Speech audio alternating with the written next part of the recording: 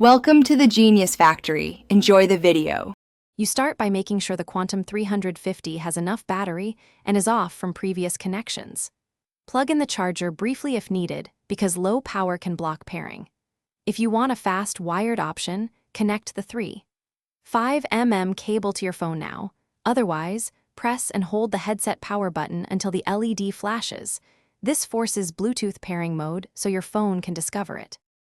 On your phone, open Bluetooth settings and enable the radio. Once done, tap Scan or Refresh. You should see JBL Quantum 350 appear. Tap it to pair. If the phone asks for confirmation, accept the pairing and grant microphone/audio permissions so voice chat works. Make sure any other device previously paired with the headset is turned off or disconnected, because the headset often prefers a single active connection and will not pair if already linked.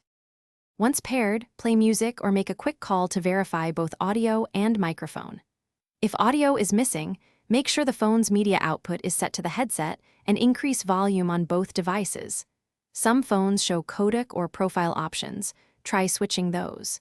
If pairing repeatedly fails, power the headset off, wait 5 seconds, then hold the power button 10 seconds to reset and retry. This resolves most. Thanks for watching. If you found this helpful, don't forget to like and subscribe.